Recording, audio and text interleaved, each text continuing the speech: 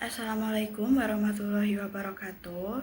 Kami dari kelompok 6 di sini kami akan memaparkan materi terkait analisis dan representasi data.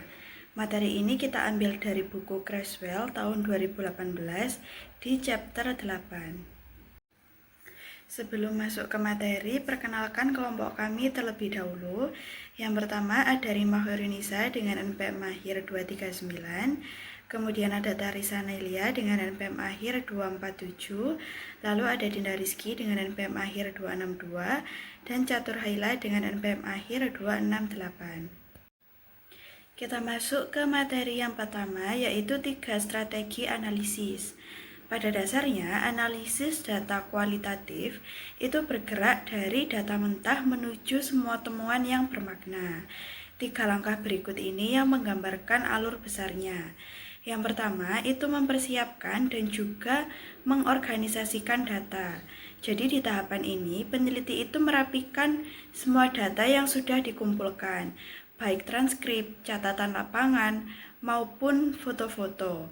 Nah, tujuannya sendiri itu adalah data itu supaya mudah untuk ditemukan, lebih terstruktur, dan siap untuk dianalisis. Lalu lanjut ke langkah yang kedua, yaitu membagi data menjadi tema atau biasa disebut coding. Jadi data dibaca secara mendalam, lalu dipotong menjadi segmen-segmen kecil yang diberi label atau kode tertentu. Dari berbagai kode inilah si peneliti itu akan mengumpulkan pola, sehingga muncul kategori dan juga tema yang menjelaskan inti dari data tersebut. Nah, di tahapan ini itu akan membantu peneliti untuk menyaring makna dari data yang sebelumnya itu sangat banyak. Lanjut ke langkah yang ketiga, yaitu penyajian data. Setelah tema ditemukan, peneliti itu akan menyajikan temuan dalam bentuk narasi, tabel, bagan, ataupun model visual.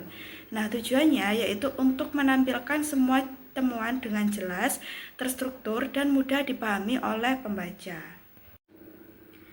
Kemudian di sini ada tabel 8.1 yang mana tabel ini tuh menunjukkan perbandingan strategi analisis data dari 3 peneliti kualitatif. Jadi ada Madison 2005, Huberman dan Miles di tahun 1994 dan Walcott di tahun 1994. Yang mana masing-masing peneliti itu mewakili pendekatan analisis yang berbeda-beda. Jadi meskipun detail langkahnya itu sebenarnya bervariasi, ketiganya itu melakukan aktivitas inti yang sama, seperti membuat catatan, kemudian mengidentifikasikan kode, mengelompokkan kode menjadi tema, serta menampilkan data dalam bentuk visual. Nah, di sini Madison ini menekankan adanya pembentukan sudut pandang analitis dan juga pengkodean yang abstrak. Sementara Huberman dan Miles itu menekankan proses yang sistematis seperti kegiatan membuat catatan pinggir, kemudian merangkum, dan juga melihat hubungan antar kategori. Nah, sementara untuk Walcott itu menunjukkan penekanan pada bagian deskripsi, pengenalan pola, dan juga penyajian temuan yang secara visual. Nah, secara keseluruhan, tabel ini tuh menunjukkan bahwa meskipun metode mereka itu memang berbeda-beda, tetapi ketiganya itu tetap mengikuti inti dari analisis kualitatif, yaitu mengkode, membangun tema, dan juga menyajikan data secara terstruktur. Kemudian kita lanjut ke analisis data spiral. Analisis data kualitatif itu digambarkan sebagai proses spiral karena tidak berlangsung secara linier, tetapi bergerak melingkar dan juga berulang. Dalam praktiknya, peneliti itu tidak memisahkan antara pengumpulan data, analisis, dan juga penulisan laporan. Jadi ketiganya itu seringkali berjalan bersamaan dan saling mempengaruhi satu sama lain.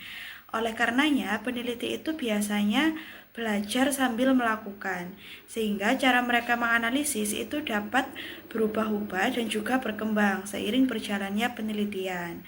Spiral analitis itu menunjukkan bahwa peneliti memulai dengan data mentah dan juga secara bertahap menghasilkan narasi ataupun laporan, sambil terus berputar melalui aktivitas analisis seperti membaca data secara mendalam, bisa juga menulis memo, kemudian melakukan pengodaan, membangun tema, membangun hubungan antar tema, hingga menafsirkan makna secara keseluruhan.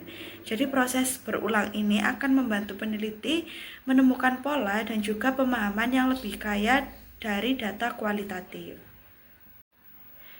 Di tahapan yang pertama itu ada pengorganisasian data. Jadi pada tahap awal analisis, peneliti itu memulai dengan mengorganisasikan data yang jumlahnya itu sangat besar. Seluruh berkas seperti transkrip wawancara, catatan lapangan, maupun dokumen lain itu diatur ke dalam folder atau file komputer agar tersusun lebih rapi. Setelah itu, data itu akan diubah menjadi unit-unit teks yang siap untuk dianalisis, baik berupa kata, kalimat, maupun cerita lengkap. Ini tergantung kebutuhan si peneliti. Nah, langkah ini itu sangat penting karena data kualitatif itu biasanya sangat melimpah, sehingga peneliti itu harus memastikan bahwa seluruh informasi itu mudah untuk ditemukan, mudah dibaca, dan terstruktur dengan jelas. Untuk mempermudah proses tersebut, banyak peneliti itu menggunakan program komputer yang dapat membantu untuk mengelola, menyimpan, dan juga menata data secara lebih efisien. Nah, selanjutnya kita akan membahas mengenai analysis with approaches to inquiry. Yang pertama ada narrative research, analysis, and representation. Nah, pada pendekatan naratif, fokus kita itu adalah memahami pengalaman hidup seseorang dalam bentuk cerita. Peneliti itu mengorganisasi data berupa teks naratif seperti wawancara dan juga catatan lapangan. Setelah itu, peneliti itu membaca keseluruhan cerita dan juga mencatat ide penting yang muncul. Langkah berikutnya itu mendeskripsikan perjalanan hidup partisipan secara kronologis atau berdasarkan unsur cerita seperti tokoh, latar, dan perubahan yang terjadi. Tema-tema utama kemudian itu dikelompokkan dari peristiwa penting yang dikenal sebagai EPP atau turning point. Nah, dari temuan tersebut, peneliti itu menginterpretasikan makna yang lebih besar dari cerita tersebut, misalnya tentang konflik atau tentang perkembangan diri. Nah, hasil akhirnya itu disampaikan dalam bentuk narasi yang menggambarkan hal yang unik dari individu sekaligus hal yang dapat digeneralisasikan. Selanjutnya, mengenai phenomenological analysis and representation. Nah, pada pendekatan fenomenologi, tujuannya itu memahami makna terdalam dari pengalaman hidup seseorang terhadap suatu fenomena. Nah, data itu diorganisasikan berdasarkan deskripsi pengalaman yang diberikan oleh para partisipan. Peneliti itu membaca secara mendalam dan juga mencatat pertanyaan yang dianggap signifikan. Pernyataan-pernyataan tersebut kemudian itu dideskripsikan untuk menunjukkan apa yang dialami para partisipan. Nah, selanjutnya peneliti itu mengkelompokkan makna-makna tersebut ke dalam unit-unit dan juga tema. Interpretasi itu dilakukan melalui penyusunan dua deskripsi. Yang pertama ada textual description atau apa yang dialami. Dan yang kedua itu structural description atau bagaimana pengalaman itu terjadi dalam konteks tertentu. Peneliti kemudian tuh menyimpulkan esensi dari pengalaman tersebut dan menyajikannya dalam bentuk narasi yang ringkas namun penuh dengan makna. Selanjutnya ada grounded theory. Nah, di dalam grounded theory sendiri itu bertujuan untuk menghasilkan teori dari data lapangan. Diawali dengan pengorganisasian data hasil wawancara atau observasi, kemudian dibaca berulang dan juga diberi catatan awal. Proses mendeskripsikan data itu dilakukan melalui open coding, yaitu memecah data menjadi kategori-kategori kecil. Setelah kategori awal terbentuk, peneliti itu masuk ke tahap axial coding untuk menjelaskan hubungan antar kategori. Seperti kondisi penyebab, konteks, strategi yang dilakukan, dan juga konsekuensinya. Interpretasi itu dilanjutkan dengan selective coding, yaitu menyatukan kategori-kategori tadi menjadi teori atau cerita besar yang menjelaskan proses yang diteliti. Untuk hasil akhirnya itu dipresentasikan dalam bentuk visual teori atau proposisi teoritis. Selanjutnya kita memasuki ke etnografik. Nah, dalam etnografi itu, tujuan analisisnya adalah untuk memahami bagaimana sebuah kelompok budaya bekerja dalam kehidupan nyata. Nah, data itu berupa catatan observasi, wawancara, dan juga artefak budaya diorganisasikan terlebih dahulu. Peneliti itu membaca dan juga membuat catatan mengenai pola perilaku, nilai, dan juga aturan yang nampak atau yang terlihat. Untuk deskripsinya tuh rinci tentang latar, pelaku, dan juga aktivitas kelompok dituliskan untuk memberikan gambaran kultur secara menyeluruh. Nah, selanjutnya peneliti itu mengklasifikasikan temuan melalui pencarian pola atau pattern regularities. Nah, interpretasinya itu dilakukan untuk menjelaskan apa makna budaya tersebut bagi anggota kelompok dan juga dapat melibatkan teori sebagai lensa analisis. Representasinya itu disampaikan dalam bentuk cultural portrait, yaitu gambaran umum atau gambaran utuh mengenai budaya kelompok serta dapat didukung oleh tabel, sketsa, atau diagram. Yang terakhir ada case study. Nah, case study sendiri itu fokusnya adalah untuk mengeksplorasi secara mendalam tentang, suatu kasus dalam konteks tertentu. Pertama, para peneliti itu mengorganisasi data dari berbagai sumber seperti wawancara, dokumen, dan juga observasi. Setelah dibaca berulang dan juga diberi catatan konteks, peneliti itu membuat deskripsi lengkap tentang kasus termasuk urutan kejadian jika relevan. Untuk proses klasifikasi itu dilakukan dengan mengumpulkan temuan berulang atau categorical aggregation. Nah, seperti melakukan interpretasi langsung terhadap peristiwa tertentu. Peneliti kemudian mencari pola-pola dalam data dan juga mengembangkan naturalistic generalization, yaitu pelajaran yang bisa diambil dari kasus tersebut. Hasil akhirnya itu direpresentasikan dalam bentuk narasi yang mendalam, dilengkapi dengan visual seperti tabel atau analisis lintas kasus apabila lebih dari satu kasus yang diteliti. 5 pendekatan dalam penelitian kualitatif itu kan ada naratif, fenomenologi, ground theory, etnografi, sama studi kasus. Nah, ini tuh memiliki proses analisis data yang berbeda-beda, tapi tetap berbagi beberapa langkah umum. Nah, pada awalnya peneliti ini mengorganisasi dan juga menata data yang telah dikumpulkan agar mudah dianalisis. Setelah itu peneliti melakukan bacaan menyeluruh dan membuat memo untuk memahami konteks serta menemukan pola awal dalam data. Nah, perbedaan ini mulai terlihat pada tahap analisis berikutnya. Nah, ground theory dan fenomenologi ini memiliki prosedur analisis yang paling rinci dan juga terstruktur. Dalam ground theory, peneliti melakukan proses pengkodean secara bertahap untuk membangun teori dari data. Sedangkan dalam fenomenologi, peneliti ini mengidentifikasi pernyataan penting, mengelompokkan makna, dan juga merumuskan esensi pengalaman partisipan. Etnografi dan juga studi kasus itu menggunakan langkah analisis yang lebih umum, seperti kategorisasi, deskripsi mendalam, serta interpretasi konteks sosial ataupun budaya. Nah, sementara itu, pendekatan naratif merupakan yang paling tidak terstruktur, karena fokusnya pada penyusunan cerita partisipasi secara runtut. Nah, setiap pendekatan ini juga menggunakan istilah analisis yang berbeda-beda. Meskipun konsepnya seringkali mirip, akhirnya cara penyajian datanya pun bervariasi, mulai dari narasi, tabel makna, hingga model teori visual. Nah, penggunaan komputer dalam analisis data kualitatif ini memberikan berbagai manfaat penting bagi peneliti, terutama ketika berhadapan dengan jumlah data yang besar. Nah, salah satu keunggulan utamanya adalah kemampuan program untuk mengatur data secara sistematis, sehingga peneliti dapat mudah menyimpan, mencari, dan juga mengambil kembali bagian data yang diperlukan.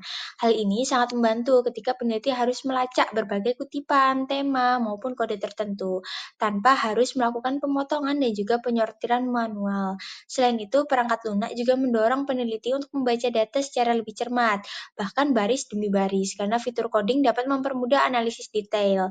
Beberapa program menyediakan fitur konsep mapping yang memungkinkan peneliti memvisualisasikan hubungan antar tema atau kategori dalam bentuk model. Namun, penggunaan komputer ini tidak lepas dari kekurangan. Peneliti perlu meluangkan waktu untuk mempelajari cara kerja program yang mungkin cukup rumit nih bagi pemula. Nah, selain itu, beberapa software memiliki biaya lisensi yang tinggi, sehingga tidak semua peneliti maupun mahasiswa mampu mengaksesnya. Kekurangan lainnya adalah potensi menjauh dari data karena analisis ini bisa menjadi terlalu mekanis. Jika peneliti terlalu bergantung pada fitur teknis, kedekatan emosional, dan juga pemahaman mendalam terhadap konteks itu dapat berkurang. Nah, selanjutnya adalah perangkat lunak analisis data kualitatif. Ini mulai berkembang sejak akhir 1980-an dan hingga kini terus mengalami peningkatan dari segi fitur maupun kemudahan pengguna. Beberapa program yang paling dikenal di kalangan peneliti antara lain ada Atlas, Maxda, dan juga Nivevo. Atlas. Nah, pokoknya banyak digunakan untuk menganalisis teks, gambar, maupun data audio visual. Nah, program ini menyediakan fitur coding, memo, network view, dan juga manajemen dokumen yang sangat membantu dalam penelitian kualitatif multiformat. Nah, Maxda ini merupakan perangkat lunak lain yang sering muncul dalam contoh penelitian ground theory, karena kemampuannya dalam mendukung pengkodean sistematis dan juga visualisasi kategori.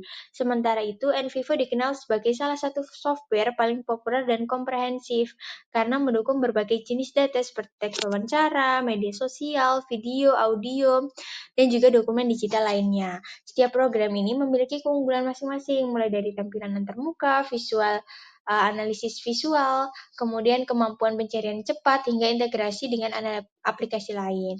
Program-program tersebut tidak menggantikan peran peneliti dalam memahami makna data, tetapi membantu proses pengorganisasian, pencarian pola, dan juga penelusuran ulang tema hingga analisis menjadi lebih efisien dan terstruktur. Nah, penggunaan perangkat lunak analisis data kualitatif ini sangat membantu peneliti dalam menerapkan kelima pendekatan penelitian, yaitu naratif, fenomenologi, ground theory, etnografi, dan juga studi kasus. Meskipun setiap pendekatan memiliki karakteristik dan juga tujuan analisis yang berbeda, program komputer ini memberikan fungsi utama yang sama, yaitu mengorganisasi data, mempermudah pencarian, mendukung proses coding, serta membantu menampilkan hubungan antar tema. Nah, dalam penelitian naratif, program komputer ini membantu peneliti mengelola cerita, mengurutkan peristiwa secara kronologis, dan juga mengidentifikasi bagian-bagian penting dari pengalaman individu. Fitur pencarian dan juga penyusunan dokumen ini memudahkan peneliti menelusuri alur cerita ataupun menemukan kutipan yang relevan. Nah, sedangkan kalau pada fenomenologi, itu perangkat lunak membantu peneliti menemukan signifikan statement, mengelompokkan makna, dan juga menyusun tema-tema esensial dari pengalaman partisipan. Nah, dengan bantuan software, proses pengelompokan data ini menjadi lebih sistematis dan juga rapi, sehingga memudahkan peneliti dalam merumuskan esensi pengalaman. Nah, sedangkan kalau untuk ground theory, itu software seperti Maxda, NVivo, ataupun Atlas, ini sangat mendukung pengkodean bertahap, mulai dari open coding hingga aksial dan juga selective coding. Program-program ini memungkinkan peneliti membangun kategori secara bertingkat, memvisualisasikan hubungan antar kategori, serta merumuskan teori dari hasil analisis data. Nah, kalau dalam etnografi, ini perangkat lunak sangat membantu, karena peneliti etnografi biasanya melibatkan catatan lapangan yang panjang, observasinya mendalam, dan juga dokumen budaya, dan bahkan ada foto ataupun videonya. Nah, software ini memungkinkan penyimpanan semua jenis data dalam sistem, sehingga peneliti ini dapat menelusuri pola budaya dengan lebih mudah. Sedangkan kalau yang terakhir itu pada studi kasus, ini perangkat lunak mempermudah pengelompokan data berdasarkan kasus, tema, ataupun sumber informasi. Nah, peneliti dapat membandingkan antar kasus, melihat keterkaitan, dan juga menyusun temuan secara lebih terstruktur. Nah, secara keseluruhan, software ini tidak menggantikan peran peneliti, tetapi memperkuat proses analisis sehingga lebih efisien, akurat, dan juga terorganisasi. Nah, selanjutnya yaitu memilih program komputer untuk analisis data kualitatif. Ini perlu mempertimbangkan beberapa faktor penting. Yang pertama, ukuran dan kompleksitas data menjadi aspek utama. Jika data sangat besar ataupun terdiri dari berbagai format seperti teks, audio, dan juga gambar, maka program yang lebih komprehensif seperti NVivo ataupun Maxda mungkin lebih sesuai. Nah, yang kedua, yaitu peneliti harus melihat dulu fitur analisis yang ditawarkan, termasuk kemampuan pengkodean, pencarian cepat, visualisasi hubungan antar tema, serta fitur memo yang mempermudah pencatatan refleksi. Nah, kemudahan penggunaan ini juga sangat penting, terutama bagi pemula. Program dengan antarmuka sederhana dan banyak tutorial ini akan mempermudah dalam proses pembelajaran. Selain itu, peneliti perlu memastikan program tersebut kompatibel dengan pendekatan penelitian yang digunakan. Misalnya, ground theory yang membutuhkan fitur coding bertingkat. Nah, aspek biaya ini juga tidak boleh diabaikan, mengingat beberapa software ini memiliki harga lisensi yang cukup tinggi. Nah, peneliti itu dapat mempertimbangkan versi mahasiswa ataupun versi trial atau ada program gratis jika anggaran terbatas. Nah, terakhir itu ada juga dukungan teknis dan juga pembaruan program. Perlu dipertimbangkan agar proses analisis ini bisa berjalan lancar. Nah, dengan mempertimbangkan semua faktor tersebut, peneliti dapat memilih software yang paling sesuai dengan kebutuhan dan juga jenis penelitian yang akan dilakukan. Itulah tadi pembahasan yang dapat kelompok kami sampaikan. Kurang lebihnya kami mohon maaf. Wassalamualaikum warahmatullahi wabarakatuh.